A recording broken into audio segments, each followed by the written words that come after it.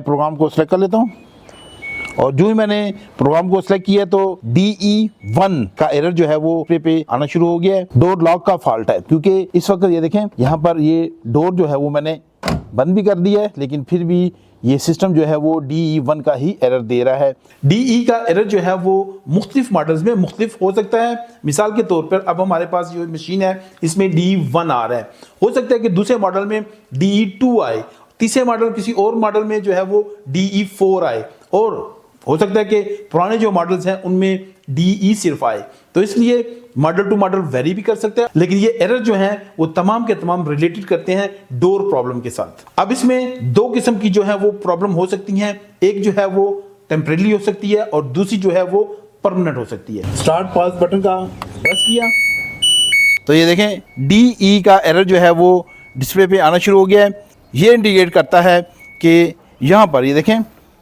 अगर किसी वजह से ये डोर लॉक आप बंद करना भूल गए हैं तो फिर ये मसला हो सकता है। तो फिर क्या करना है कि डायरेक्टली इसको बंद कर दें, लेकिन एरर नहीं गया तो फिर हमने क्या करना है, मशीन को एक दफ़ा बंद कर देंगे। अब हम क्या करेंगे कि जो एरर है उसको रीसेट करने की कोशिश करेंगे, क्योंकि डोर बंद करना मैं भूल गया था, तो इसलिए PCB को रीसेट करना बहुत ज़रूरी है। और अगर हो सके तो इसकी इलेक्ट्रिक थोड़ी देर के लिए निकाल दें। अगर रीसेट नहीं हो रहा है दोबारा से मशीन को ऑन करेंगे तो एरर नहीं आया, इसका मतलब है कि अब ये मशीन रीसेट हो चुकी है और ये डोर बंद होने की आवाज़ मुझे आ गई है। इसका मतलब है कि ये बिल्कुल ओके हो चुका है और ये एक दफ़ा मशीन जो है वो रीसेट हो गई है।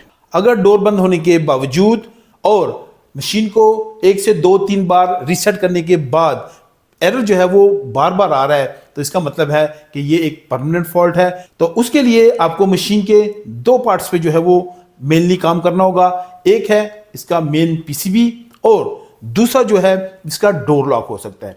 तो ज़्यादातर मसला जो है वो डोर लॉक्स में आता है, तो PCB में आता है लेकिन रेयर, बहुत कम आता है। लेकिन डोर लॉक जो है वो अक्सर ख़राब हो जाता है, या फिर अगर किसी वजह से चूहे वगैरह ने वायर काट दी है तो फिर भी जो है वो प्रॉब्लम आती है अक्सर। इसलिए पहले डोर लॉक को चेक करें और उसके बाद जो है वो अगर PCB का फॉल्ट है तो उसको ठीक करें। डोर गैस्केट को जो है वो मशीन की बॉडी से अलग कर लेंगे और इसको बैक की तरफ ले जाएंगे। देखिए मैं इसको बैक की तरफ लेके जा रहा हूँ और फिर डोर लॉक को जो है वो हम साइड से हाथ डाल के तो उसको हम खोल लेंगे। इसको हम बाहर निकाल लेंगे यहीं से। मैंने तो इसको मशीन के अंदर फेंक दिया क्योंकि मैं इसको और कोई काम कर रहा था, लेकिन आपने इसको यहाँ से बाहर निकाल लेना है। और डोर स्विच जो होता है वो फ्रंट कवर के कुछ इस तरह से पोजीशन पे लगा होता है और इस डोर स्विच के साथ देखिए काफ़ी ज़्यादा लंबी वायर लगी होती है। अब अगर डोर स्विच को देखा जाए तो यहाँ पर इसमें देखें नंबरिंग है कुछ इस तरह से 2 3 4 5 और इसके ऊपर भी कुछ नंबर जो है वो लिखा हुआ है। तो ये मेरे ख्याल में मैन्युफैक्चरिंग वगैरह का कुछ कोड है। EBF 61315801 है, ये इसका पार्ट नंबर है। तो इसके ज़रिए से आप इसको चेंज कर सकते हैं। यहाँ पर 45 का मतलब है कि 45 नंबर पिन, और ये 16 एम्पेयर का लोड ले सकते हैं ये 45 पिन, और ये क्लोजिंग ओपनिंग पे 250 वोल्ट जो है वो दे सकते हैं हम। अगर ये डोर स्विच ख़राब है तो फिर भी मसला हो सकता है। और इसके अलावा यहाँ पे देखें, अगर ये देखें यहाँ पे जो कनेक्टर है वो लूज़ कनेक्शन है तो फिर भी मसला हो सकता है। तो फिर डायरेक्टली ये आपको DE1 का एरर देगा। अगर कनेक्टर जो है वो प्रॉपरली बैठा हुआ है और इसमें लूज़ कनेक्शन नहीं है तो फिर हो सकता है कोई वायर वगैरह कहीं से कट गई हो, जिसकी वजह से ये प्रॉब्लम हो सकती है। और अगर मिसाल के तौर पे तमाम चीज़ें ठीक हैं तो फिर जो है वो PCB के अंदर ही प्रॉब्लम हो सकती है, फिर उसको चेक करने की ज़रूरत पड़ती है। लेकिन PCB का इतना ज़्यादा प्रॉब्लम इसमें नहीं आता है। ज़्यादातर क्या हो सकता है कि तार वगैरह कोई चूहा वगैरह खा ले या कोई ऐसा मसला आ जाए तो फिर भी होता है, या लूज़ कनेक्शन हो जाए वाइब्रेशन की वजह से फिर भी ऐसा आ सकता है। और ये अगर डोर लॉक अंदर से इसका मैकेनिज़्म ख़राब हो गया है तो फिर भी ये प्रॉब्लम हो सकती है।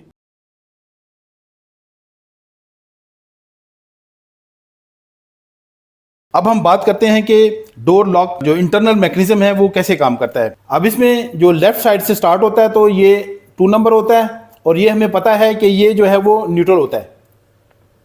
सेकंड जो है वो 3 नंबर होगा और ये 4 नंबर होगा, और चौथा जो है वो हमें पता है कि ये लाइन होती है यहाँ पर, और यहाँ पे ये 5 नंबर होगा।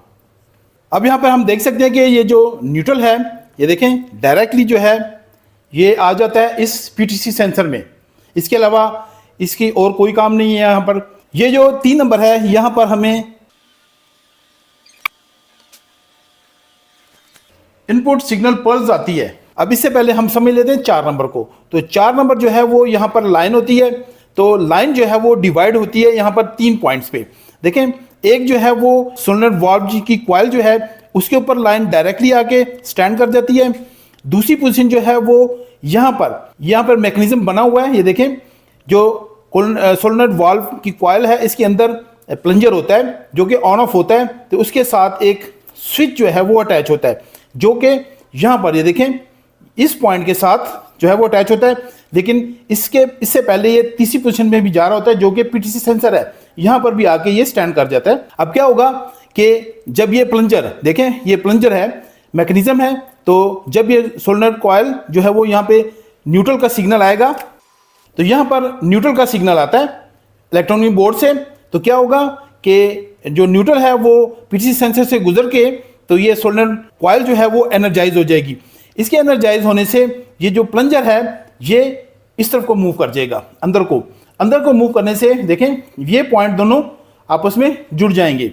जब ये जुड़ जाएंगे तो यहाँ पे लाइन स्टैंड कर रही थी, तो ये लाइन जो है वो देखें यहाँ पे इस तरह से होके, तो ये 5 नंबर से,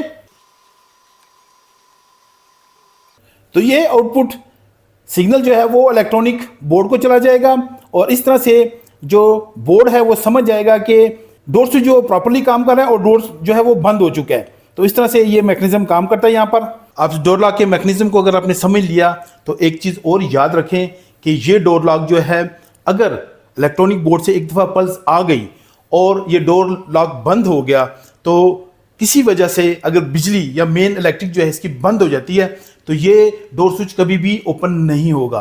तब तक नहीं होगा जब तक कि इसका जो मैकेनिज्म है दोबारा से पल्स वसूल ना कर ले। तो जब ये पल्स दोबारा आएगी इसको, तो तभी ये ऑन होगा, अदरवाइज इसके ऑन होने के चांसेस या इसके खुलने के चांसेस कोई नहीं होते। इससे पहले ये मेरे पास ये देखें, ये डोर लॉक्स हैं डिफरेंट 2 किस्म के और छोटे बड़े थोड़े से साइज में, लेकिन इनका जो फंक्शन है वो तकरीबन सेम है। यानी कि अगर किसी वजह से इलेक्ट्रिक जो है या मेन सप्लाई जो है वो बंद हो जाती है, तो क्या होगा कि तकरीबन 2 से 3 मिनट के बाद ये डोर लॉक जो है वो आप आसानी से खोल सकते हैं। लेकिन अगर इसमें पानी है या फिर जो लॉन्ड्री आपने डाली हुई थी और उसकी वजह से पानी वहाँ पे मौजूद है, तो सारा पानी जो है वो नीचे की तरफ आ जाता है। तो ये एक इसका नुकसान होता है। लेकिन ये जो डोर लॉक है इंस्टेंटली, यानी कि एकदम से बंद हो जाएगा, इसमें वेट करने की कोई ज़रूरत नहीं पड़ती और एकदम से ये खुल जाता है। तो जिससे फ़ायदा ये होता है कि टाइम की भी बचत हो जाती है और जब इलेक्ट्रिक चली जाती है या सप्लाई बंद हो जाती है तो ये कभी खुलता नहीं है तब तक कि जब तक ये सप्लाई वापस ना आ जाए। तो क्या होगा कि जब उसमें से पानी ड्रेन होगा, पानी कम हो जाएगा, तो तब जो है वो दोबारा से जो सिग्नल पल्स आएगी और ये मैकेनिज्म जो है या डोर लॉक जो है वो ओपन हो जाएगा। अब अगर इसमें वायर कनेक्शन के कलर कोड को देखा जाए तो येलो जो है वो हमारे पास न्यूट्रल की वायर है, ब्लू जो है इनपुट सिग्नल की वायर है, 4 नंबर है वो जाहिर बात है लाइन की वायर है और रेड कलर में है, ब्लैक कलर है वो 5 नंबर है जो कि आउटपुट है, यहाँ से सिग्नल जाता है इलेक्ट्रॉन बोर्ड की तरफ। अब दोबारा से मैं मशीन को ऑन कर देता हूँ।